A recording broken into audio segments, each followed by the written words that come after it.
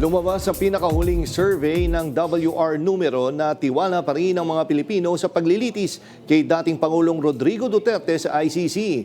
Marami rin ang sang-ayon na dapat harapin ni Duterte ang kanyang kasong crimes against humanity. Yan ang umarangkadang balita ni JM Pineda. Isang taon na ang nakalipas nang hulihin at dalhin si dating Pangulong Rodrigo Duterte sa International Criminal Court sa The Hague, Netherlands dahil sa kasong crimes against humanity. Dumaan na rin siya sa pre-trial nitong Pebrero kung saan tinansya ng pre-trial chamber ang kasong ibinibintang sa kanya. Nasaksiyan nito ng maraming Pilipino dahil bukas sa publiko ang ginawang pagdinig. Sa buong isang linggong pre-trial, hindi humarap si Duterte. Pero sa ginawang survey ng WR numero, higit kalahati ng mga Pinoy ang itinuturing na mahalaga ang pagharap ni ex-President Duterte sa ICC ng personal.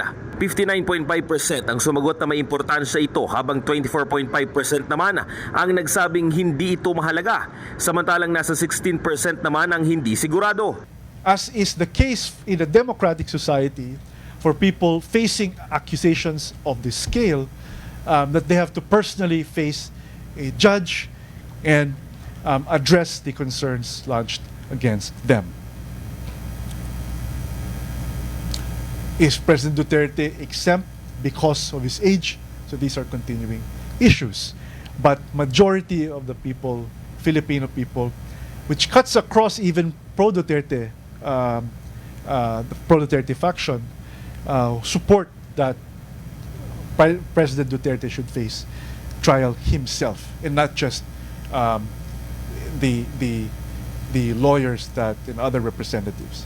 Lumalabas din sa survey na may tiwala ang mga Pilipino sa proseso ng paglilitis kay Duterte sa kabila ng pagbato ng issue patungkol sa jurisdiksyon ng ICC sa Pilipinas. 35% ng mga Pinoy ang tiwala. Hindi naman nalalayo ang numero ng mga hindi naniniwala na nasa 33% lang at nasa 32% naman ang hindi sigurado. Malaki rin ang bilang ng mga Pinoy na gustong ipaaresto ang mga pinangalanan ng ICC na co-perpetrators o kasabot ni Duterte sa madugong drug war. Halos 60% ang pumabor. Pareho namang nasa 22% lang ang nagsasabi na hindi ito mahalaga at hindi sila sigurado. Binigyang diin ng grupo na marami pa ring Pinoy ang gustong harapin ni Digong ang kanyang kaso na crimes against humanity. Pero sa gitna niyan, hati ang opinyon ng mga Pinoy patungkol sa pagtitiwala sa ICC at pagbalik sa pagiging miyembro nito. Ako si JM Pineda ng PRTV News, nagseserbisyo para sa Pilipino.